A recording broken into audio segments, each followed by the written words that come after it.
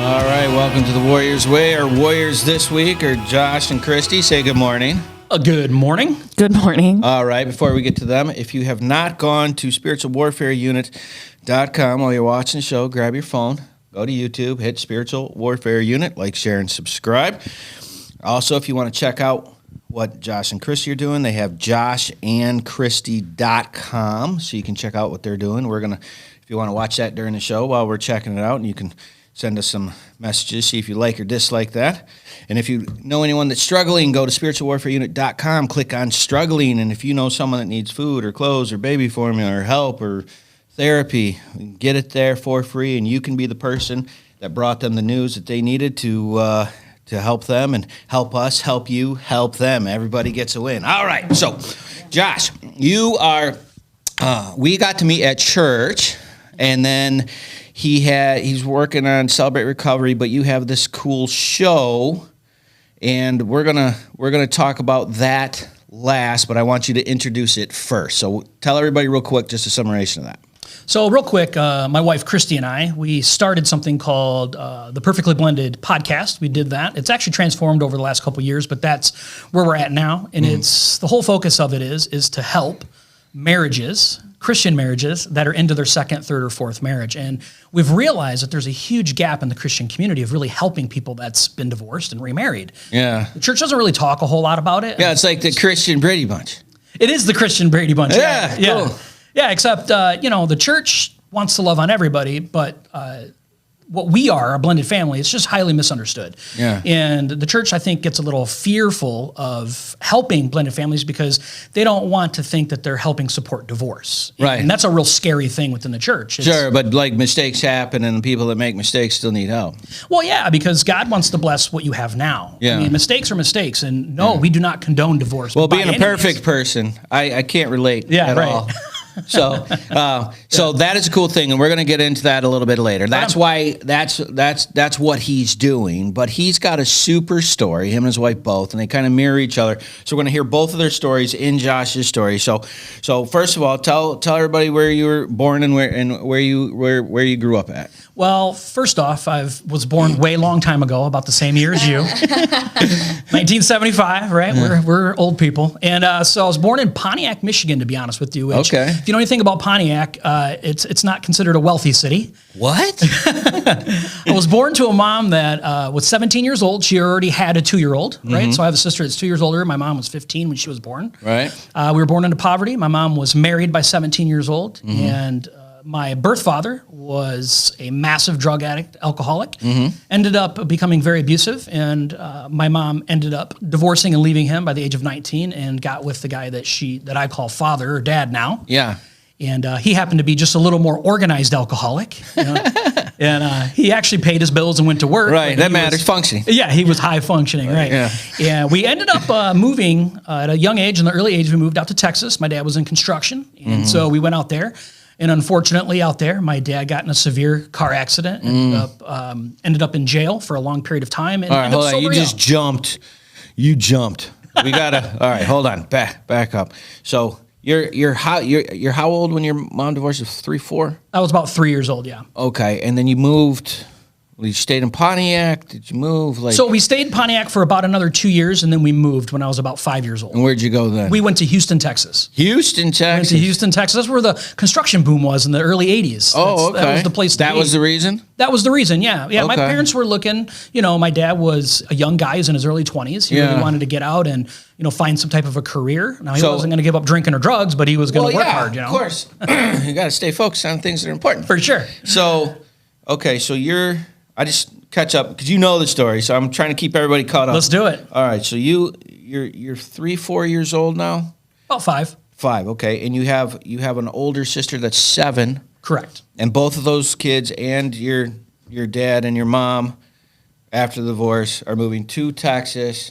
Okay, so what happened then? So the integration with schools is no big deal because you're young, right? Yeah. Okay. So my birth father signed off rights right? So I ended up don't only, want to pay the child support. Yeah, I only ended up seeing him one other time my whole life, you know, and that's a whole other side story. Yeah. But we're in Texas and we're trying to figure it out. My parents, So what happened? Like, did they get construction? Like, yeah, my dad actually ended up working hard, but what'd your mom do? Just my stay mom home? was a stay-at-home mom. Oh, good And for them. unfortunately, my dad just decided at weeks on end to never come home. Yeah. You know, he was a bad drug addict, alcoholic, and he would go cash his paycheck and not come home. And so my mom and I, my mom was young, 20 years old, right? And she had young children at home, no food, no money, no resources. We didn't have electricity or running water. It's, it just got really, really, really bad. And how long was that? That was for about 2 years when we were down there, 2 to 3 years. Okay, so for like 2 years, so you found some work, taking care of the family, addictions got them. Yep. And then after 2 years, then like another sister was born. Then I had another sister that was they born. had 4 kids. 4. Wait a minute, we missed one because that only makes 3. Christina. Yeah, Christina. I have 3 sisters. Thank you for help filling the holes. This is what my wife does too. She's like, wait a minute, you forgot this part. Okay. Yeah. All right, since she brought up the kids, she gets to the kid part. Okay, so the sister was born how many after?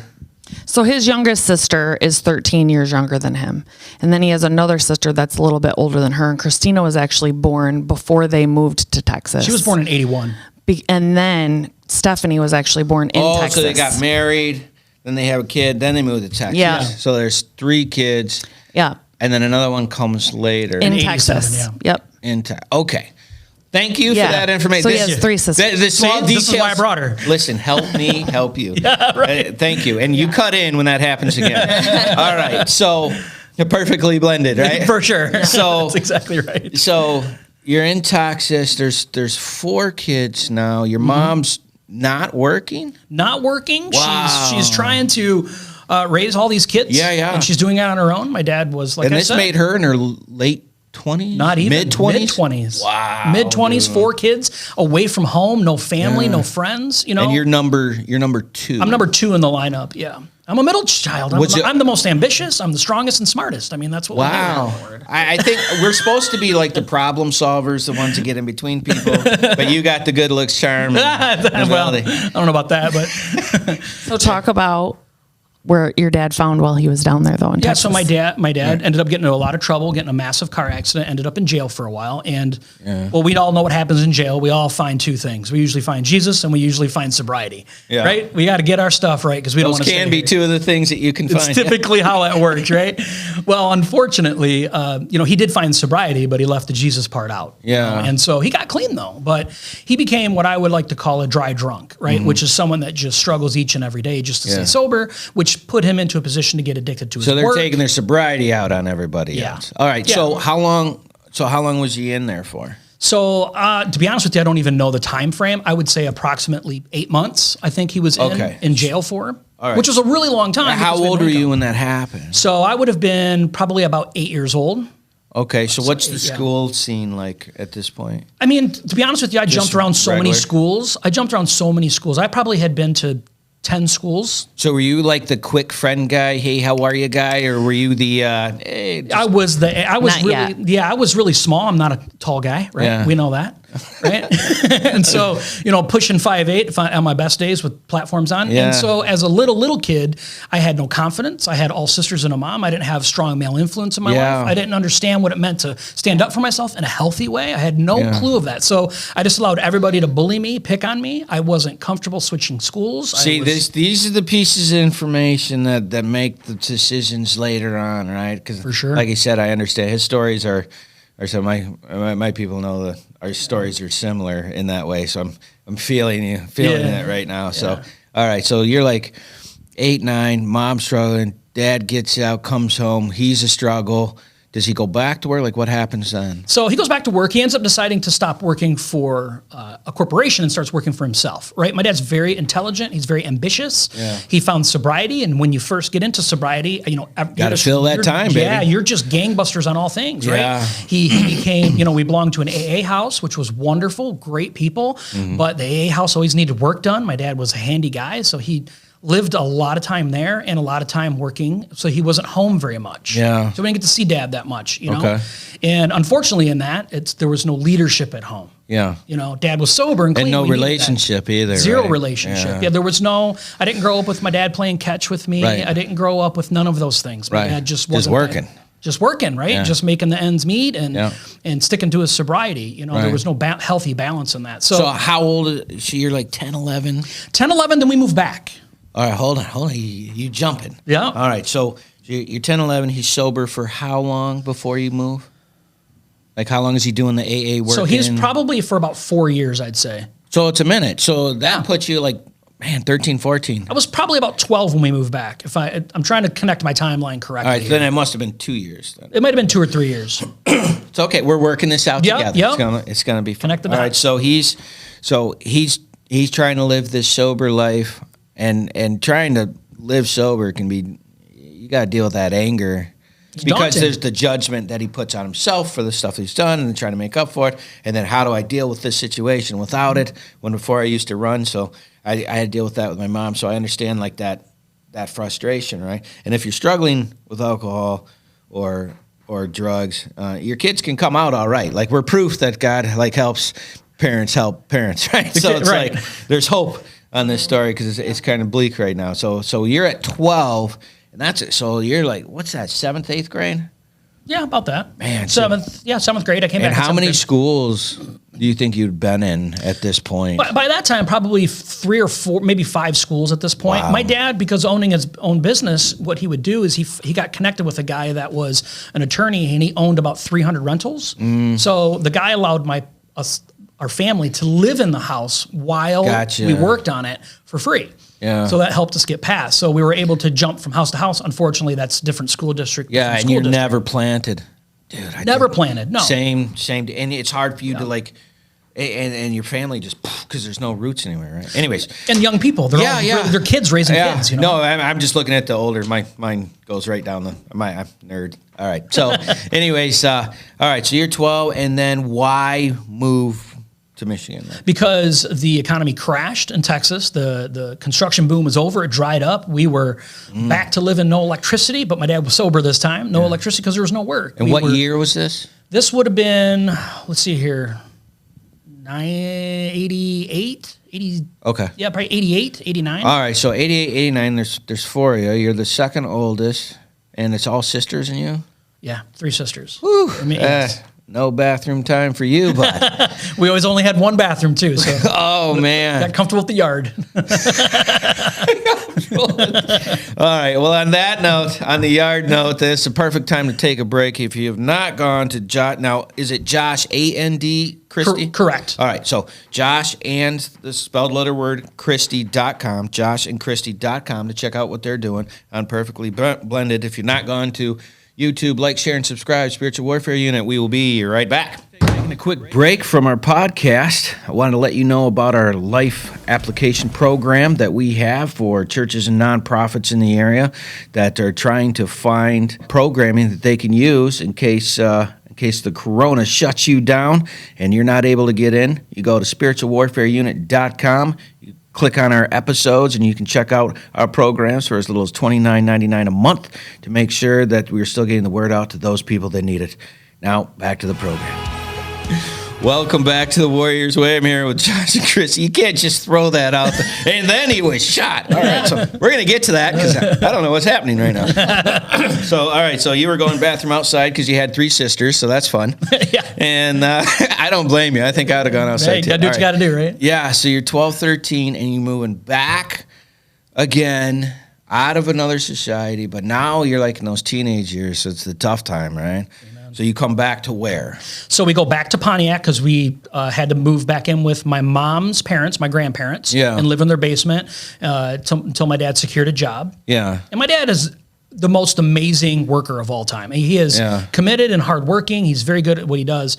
And so it only took a matter of, probably about 8 to 10 months, and we were able to get back on our feet. And then we moved into Drayton Plains, which is just a little north of the Pontiac Waterford area. Okay.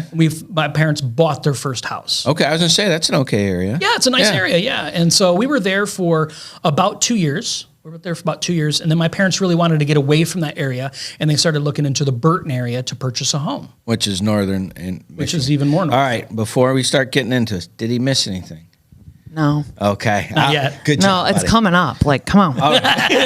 All right, so now you're moving to Burton, so this puts you at 15. About 14, 15, yep. All right. What kind of kid are you at this point? Extremely withdrawn. I would call myself a high-level nerd. Okay. Very horrible acne, large, out-styled glasses. My parents still didn't have money. Oh, yeah. I had no sense of style. Those 80 rims. Oh, buddy. Oh, yeah. They were like the tan, The ones that get you caramel punched. colored. Yeah. They were the free ones. Yeah. Yeah. The ones that get you punched. I know those. Yeah. Those are awesome. Yeah. Zero confidence. Yeah. None. I had none. I had All zero right. So you're confidence. like trying to be the ghost in school. Absolutely. What's the grades like at this point? Grades, I'm, C's, maybe D's and C's. Yeah. Average. Yeah, I would say average at best. I would say average at best. Your wife's face is saying under. He ended up graduating early, so I think he's being modest. Yeah, Well, because it he's wasn't intelligent, that right? The ability to handle high stress environment, and you're taught at an early age, like you've done. Only high intelligence is able to compartmentalize at an early age without understanding the process. Especially in men, compartmentalize. Yeah, we do he's- that well. And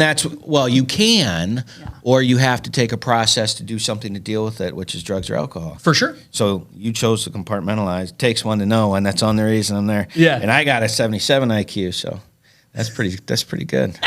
Thanks. All right, so here we go. So She's like, get to the good stuff. yeah. All right, so she said that under her breath. Oh God, I love being married so much. All right, so you're 15, and what happened? So 15 years old, my father comes to me and says, hey, your uncles would like to know if you would like to go hunting. And I didn't have a relationship with my dad. So I'm like, I don't want to do this, but I want to do this because my dad's inviting me to do this. Yeah, yeah. This is some big boy stuff in my eyes. So I had to do the hunter safety thing. I'm 15 years old. I get to go hunting with my uncles, my burly uncles, and my dad. And this is like a man's thing, right? So we go up north, Harrison Township, we go up north. And this was like, the coming of me becoming an adult. Yeah, and yeah. Like, this is like a fantastic thing. And so we go out to go hunt the first day. And my dad, brought some walkies from work. And he's like, I'm going to go here. Yeah. He was extremely safe. He's like, don't point your gun in this direction. This is where I am. Yeah. And the first day, it took me about 8 minutes to fall asleep. And I slept until my dad woke me up, right? I'm like, this is stupid. Who does this for fun? Right? This is a great nap. And, The great and powerful hunter. right. That was me.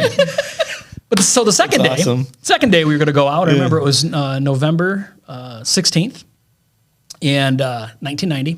Mm-hmm. And my dad's like, come on, we're getting ready to go. It's like 4:00 in the morning. And I said, nah, I think I'm going to stay here today. And he said, all right, you're going to be here all by yourself in this cabin for the next like 8-10 hours. And I'm like, okay, I'll go. And that decision though has changed my life. Yeah. All right. And you pumped it up. Come on. And about noon, my dad walkied me and said, come on, we're going to go beat your uncles for lunch. And we go back to the pickup truck, single cab, long bed truck.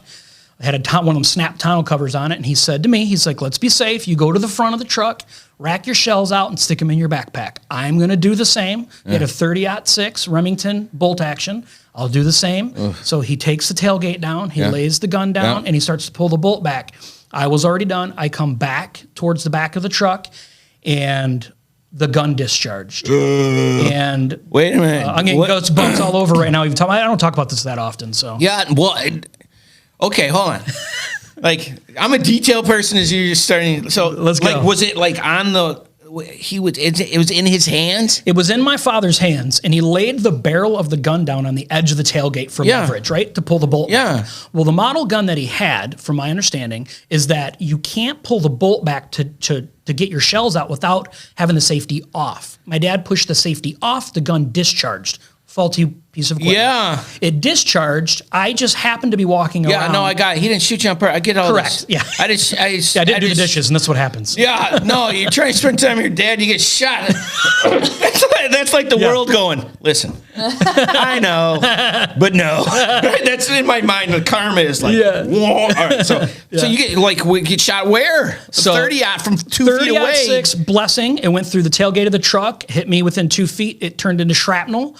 The unblessing of this whole thing is a major portion of it hit my femur, rolled, and severed my main artery, 3 inches of it. And you didn't die, And clearly. I did. And God's grace brought me back to life. I'll get emotional talking about it. Yeah. I don't talk about this much. Dude, I know I have a hard time talking No, about I know mine that too. you do, and you've experienced death. So, like, was it like the shock? So like, walk us through. So, like, the shock is the BAM. The BAM, it's the most incredible thing, and I know that you've experienced this, but for those that haven't, It's like everything was smoky, and I know that was truly smoky because of the gunpowder, right? It wasn't in my head. Yeah. But my ears were deafening and ringing because of the gun sound. Yeah. But then it was like I was almost floating in spice in the moment, and I looked down, and it looked like my leg was flapping like a flag. Like a flag. Like a flag. And I realized, like, when you stub your toe really bad, what's the first thing you do? You try to walk it off. Yeah. And so I attempted to walk it off, and well, there was no walking it off. And I fall to the ground. Yeah. Right? And my dad thought somebody else did it. He had no clue. Yeah. He's like, somebody out here just shot my kid. He had no idea. And my uncles come running up at the time, and my dad is literally trying to jerk the handle of the truck door off because it's locked.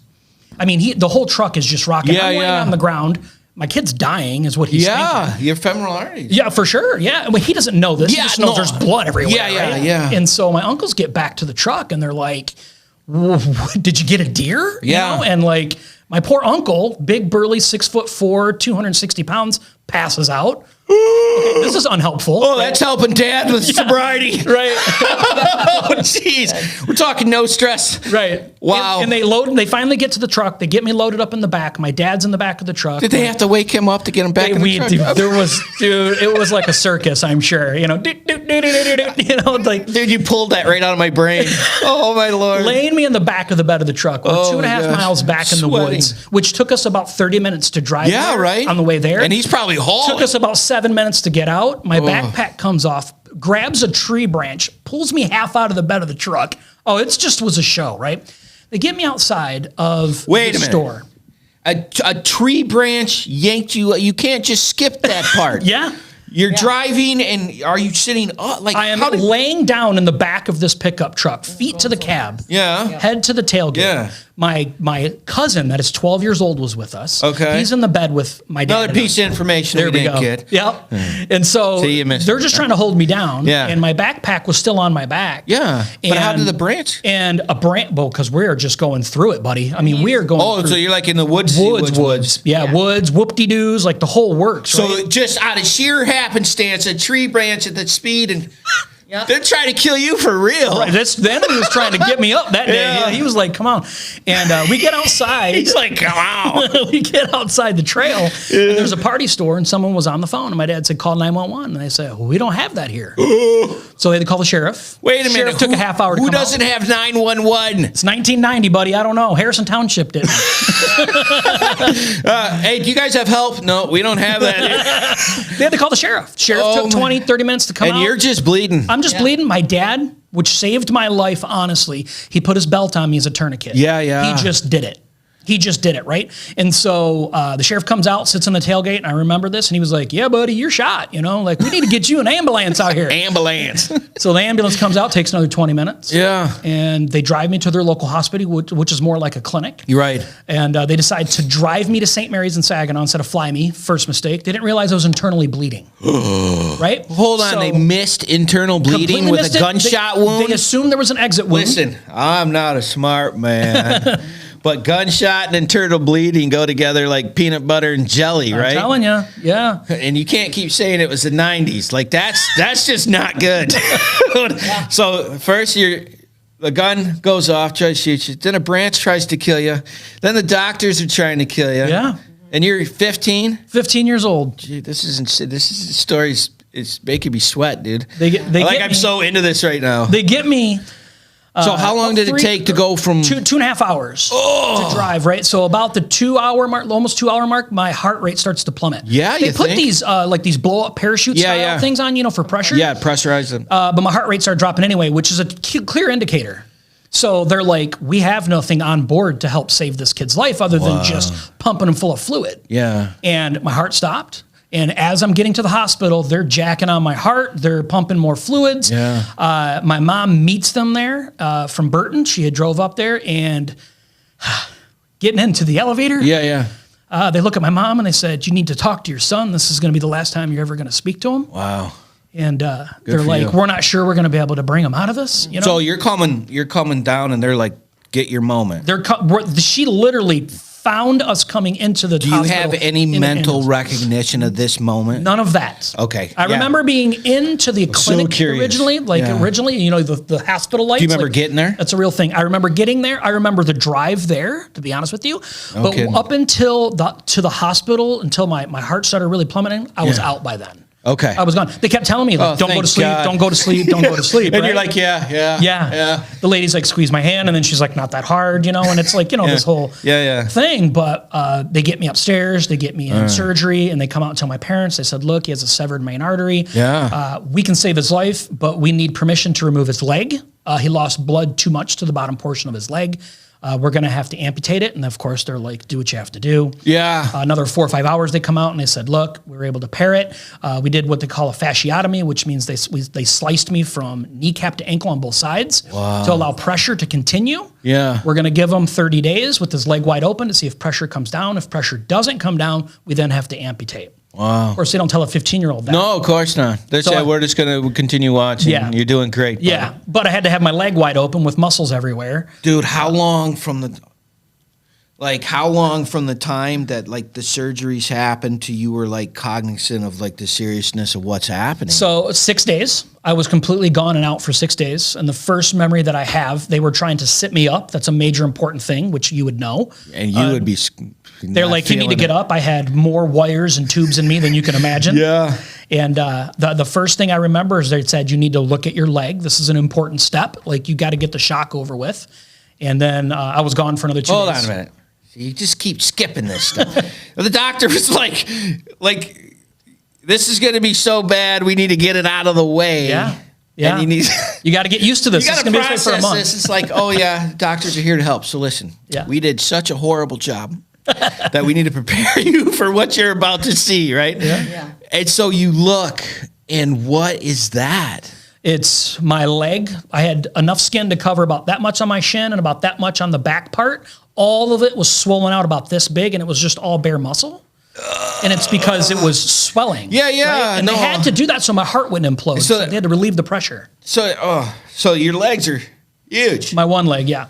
The one I got shot in, yeah. Okay. So what is your response to this? So were you just like, yeah, whatever? No, I passed out. Right, of pure shock. So you and your uncle have things in common. No, Yeah, for sure. the shock of it, dude. Yeah. I don't think there's an. I think that's the proper response. I think I would have Yeah. just passed right out too. Because what do you do? I was 15. I didn't know how to. I didn't know how to comprehend what was Were your going on. parents there when that happened? Or did you I handle had that one so on your many own? No, it was full. Oh, like thank we had God. probably 6 or 7 people in the room. I remember it. Yeah. Because do you it was- remember their response? I don't. Like I will remember other people I looking at it don't. and going, I should probably be mad right now. They look pissed. You know? Yeah. Wow. I don't remember ICU other than that moment, and then I only remember when I got moved out of ICU into a regular room. So the pain is reconnecting the memory. Yeah, so it's once you get in there, now you're in the hospital for I'm in there for 30 days, and Yeah. the goal is to the swelling to come down and then basically do grafting on my leg and sew me Yeah. up. That's the goal. So this is a perfect time to take a break. Man, he's getting ready to get moved out of ICU. If you've not gone to joshandchristy.com, please go down and check out what they're doing. Like, share, and subscribe. Hit Spiritual Warfare Unit. We will be right back.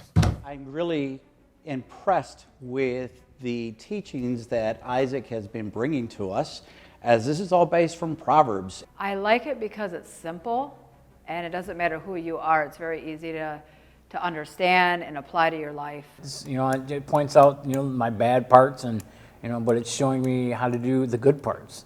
And, I'm trying to apply that and, make a better life for myself because I'm tired of where I've been. It's impacted a lot of the guys as they continue to talk and ask questions after the meetings, as they speak to one another regarding the meeting and the messages and the topics that are being brought up, which are down-to-earth topics of situations and things that we live with on a day-to-day basis. He takes the Bible and he breaks it down into simple terms and where you can understand. And like I said before, sometimes a lot of churches, even the Salvation Army, sometimes we start using these big words that people don't understand, like even saying someone got saved. Well, what does that mean? What does it mean when you say someone got saved?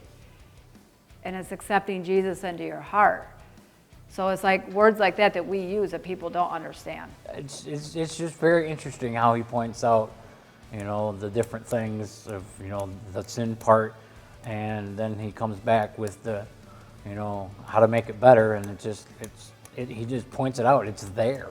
You know, I didn't know all this stuff was in there, but now that he's pointing it out, it's like, wow. You know, I guess if you really dig into the Bible, you find these things. This is a daily moral standards that we can live by, that the teachings are coming from.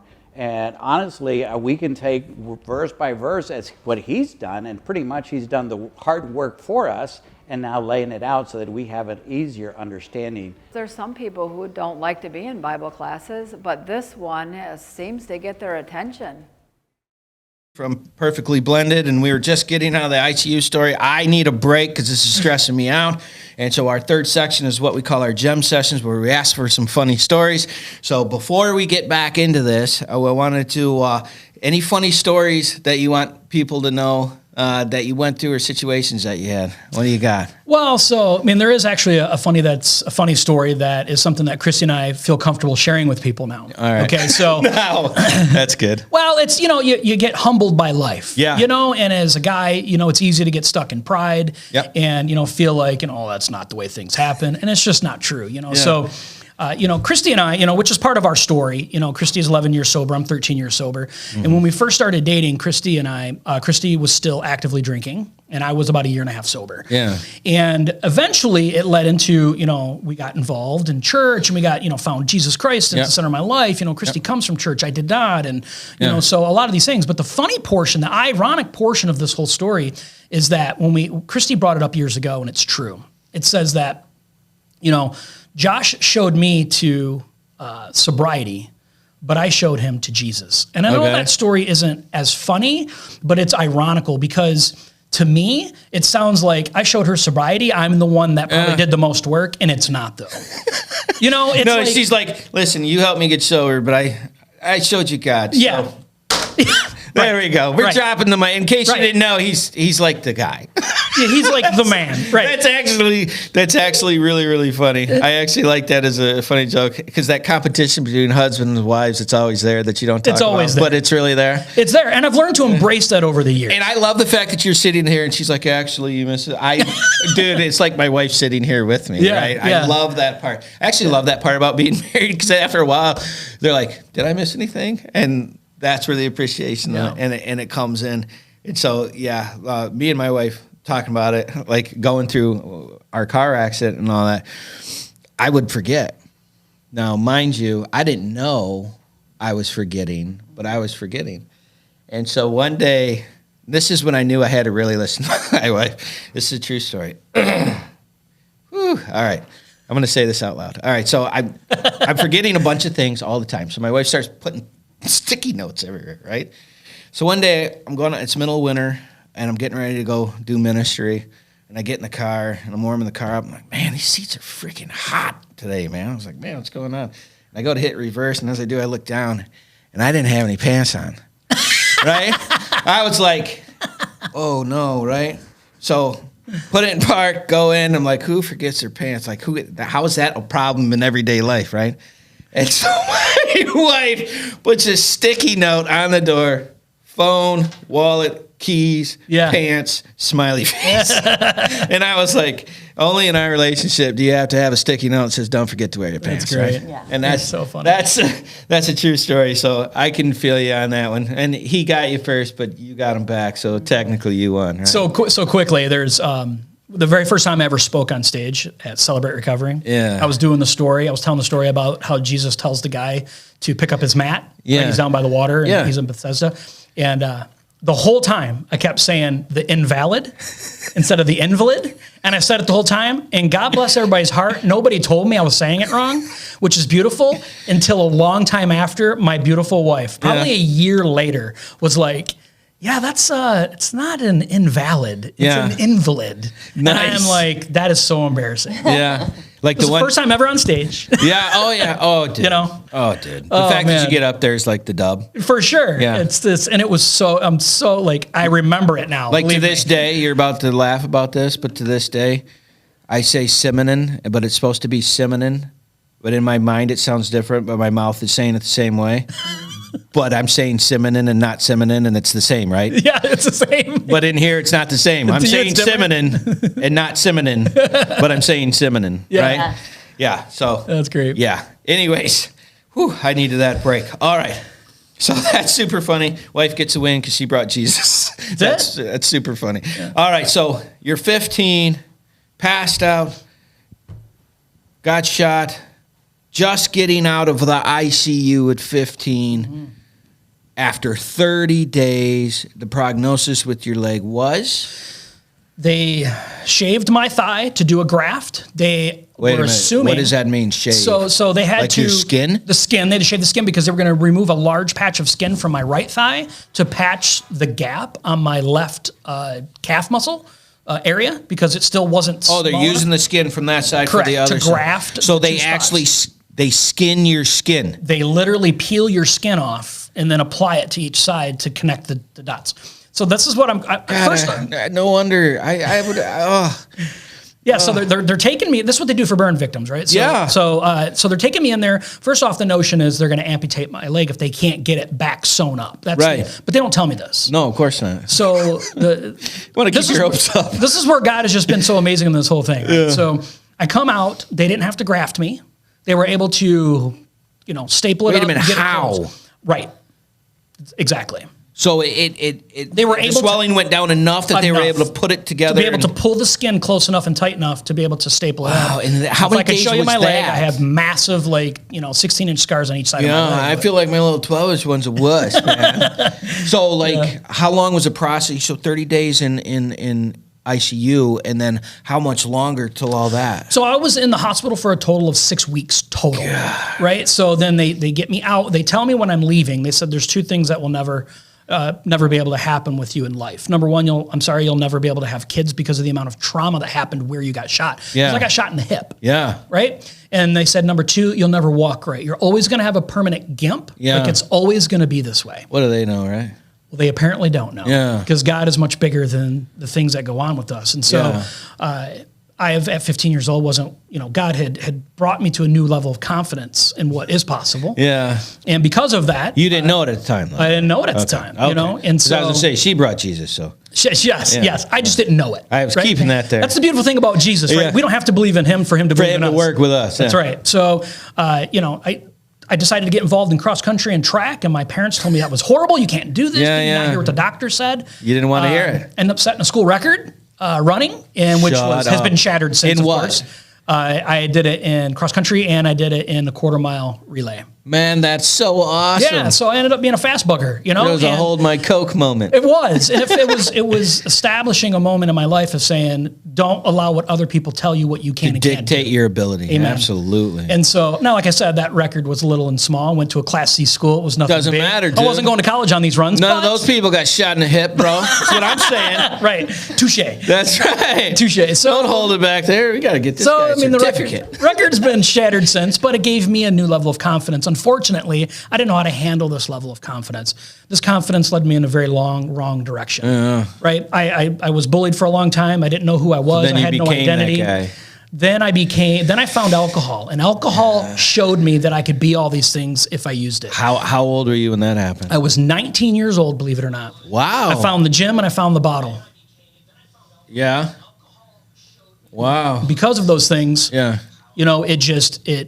it gave me a new false level of confidence, making me think that alcohol What was was do what you was remember given the it to me. first time? Because you're Oh, talking absolutely. about alcohol like it's a personality. No, absolutely. So I remember my very first time ever drinking a beer ever is my senior year in high school, and I went to our girls volleyball team were amazing. They always won state finals. Yeah. So it was in the finals were in Kalamazoo that year, and I went and hung out with some buddies, and we were going to stay the night in a hotel.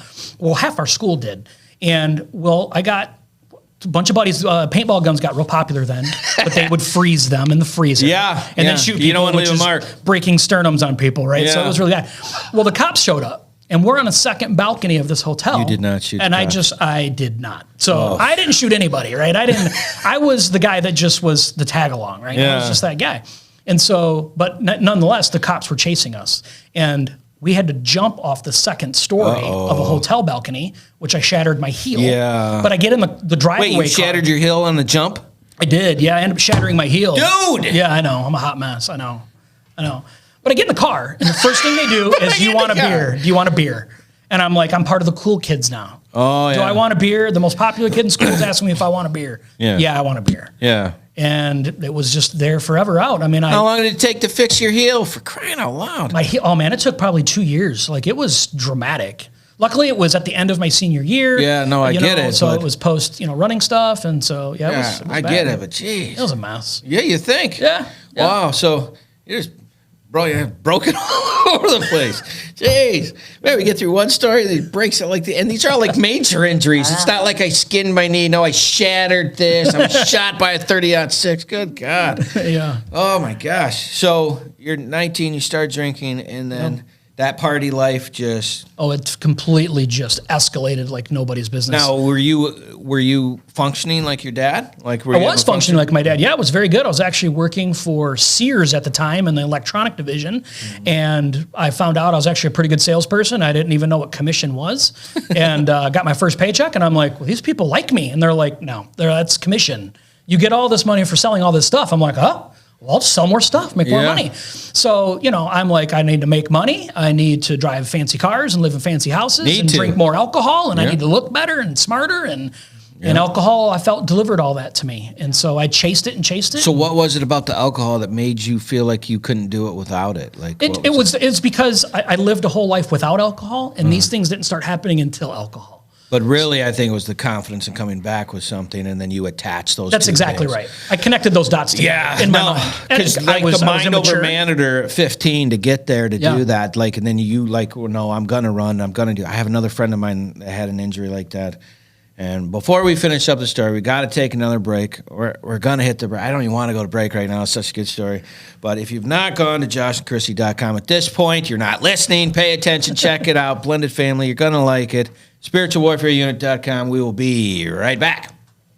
UCAN, just out here today at the Valley Area Agency on Aging event, Senior Power Day.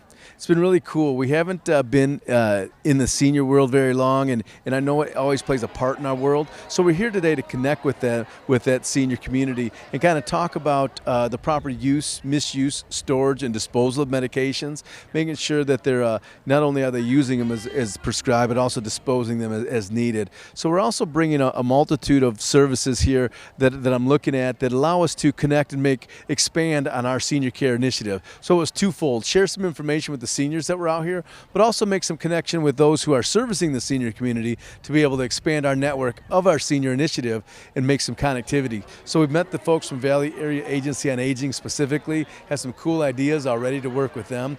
We'll talk to McLaren and Genesee Health Plan as far as the Medicaid sign-ups and things like that. Veterans are here. The Genesee County Services for Veterans is here. So really have some great connectivity going. Good start to our senior care. A great day here. There's a lot of people here. There's been probably 200 to 300 people here. We've been here since 9, so it's been a rewarding event.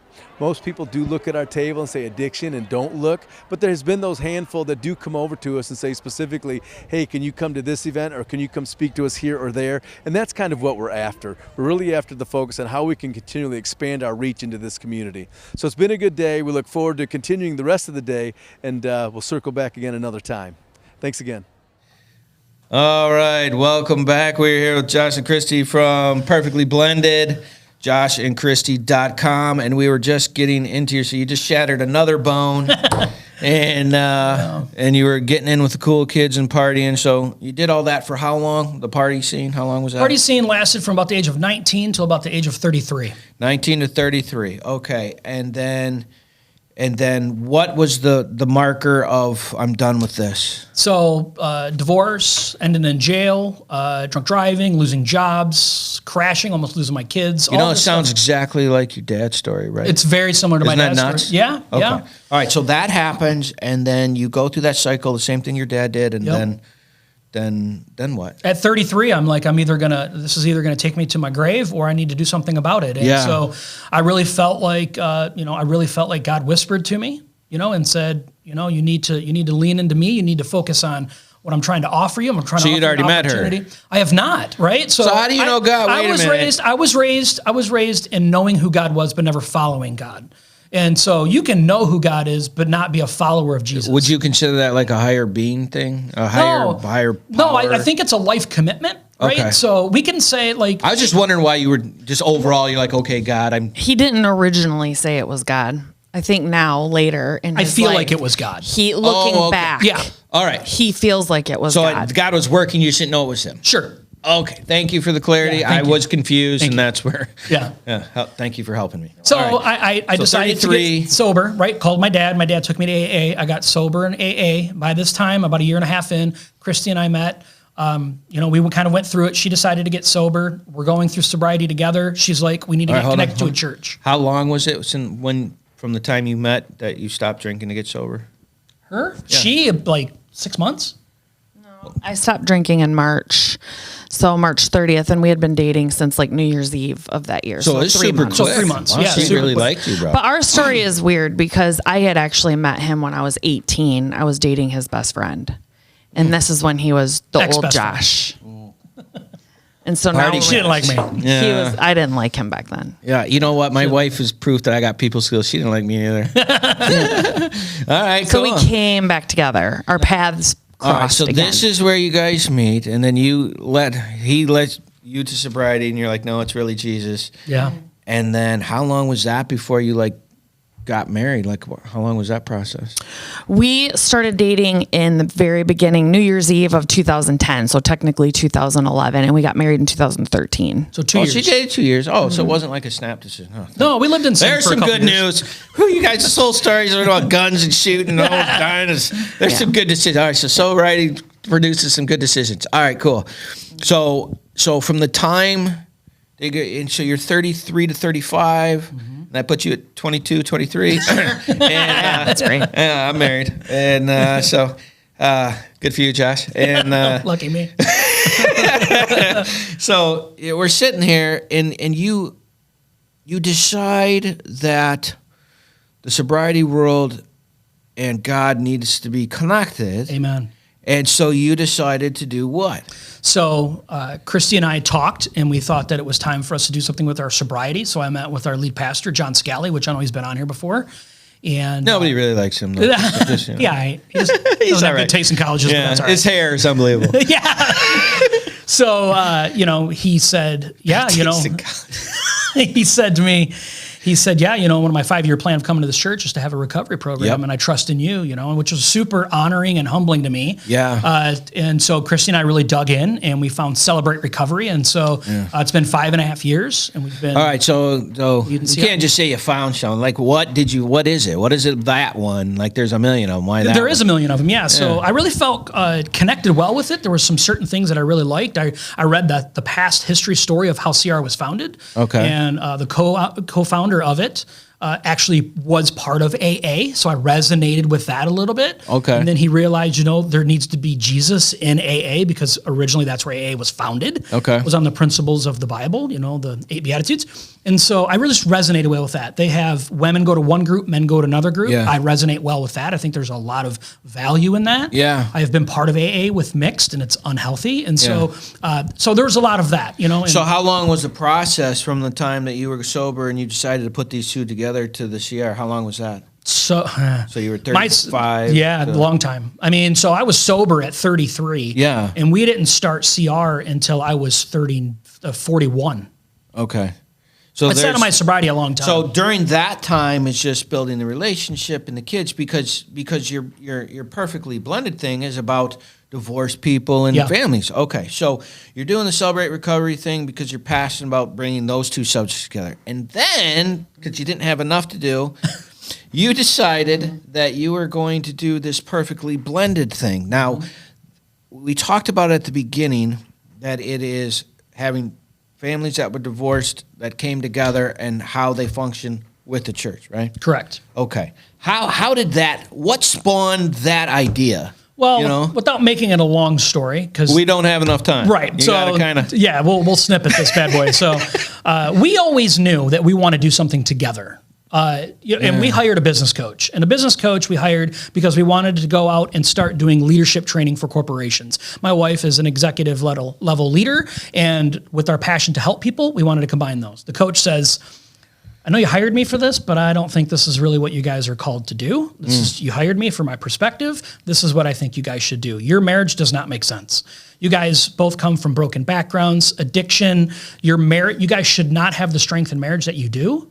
And you guys should really look into that. We prayed about it. We looked into it. Hold and on. now we have a massive Oh, passion. hold for on a that. minute. Wait a minute. You hired someone Yeah. to help you with something, and then they said what you have is working and it shouldn't be working. You should do that. Yeah. No kidding. Yeah, What which are the is- chances of that? Which is a blessing. Yeah, no, for sure. Yeah, I which just, is listen, your idea, no. Yeah. You're paying me. And we were mad. Yeah, no kidding. We were mad about You're like, it. listen, I paid you, and you're going to tell me Yeah. that I'm good at having a relationship. Yeah. Yeah. And so, what are you thinking at this point? That's got to be a rocker. I was the right? most mad at first because I am passionate, but what I realized that I'm passionate about is people taking personal responsibility for their growth.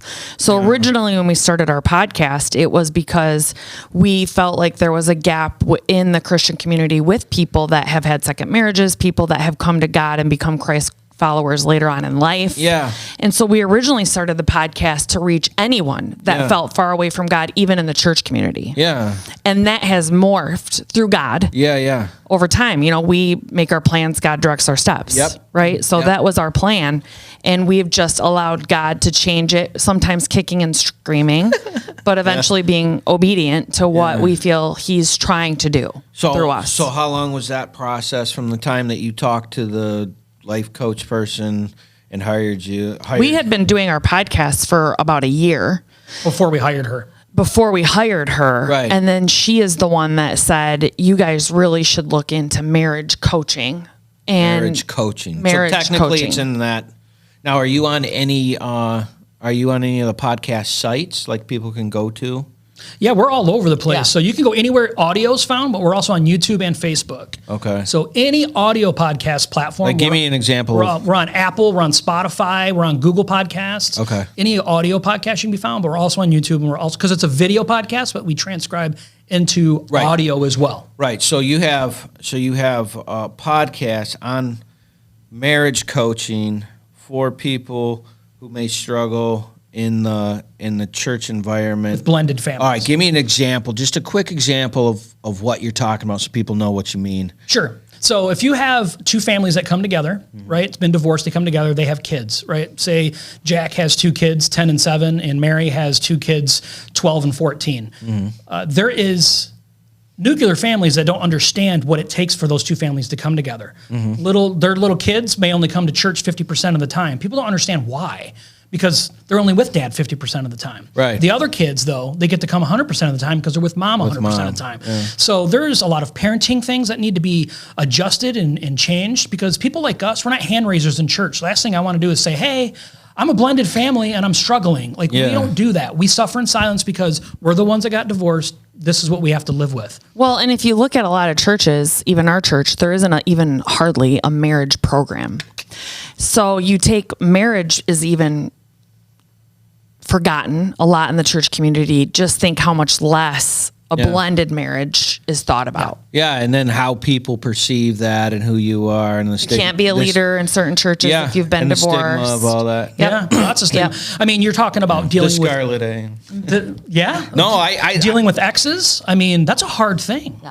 I mean, she's like, yes. yeah. Oh, we have been through it, and it's Yeah. like, why aren't you bringing your kids to church? You know, you're on staff, Josh. I'm like, it's not that I don't want to bring my kids to church. You don't understand what my parent, their mom is telling them that this is a cult.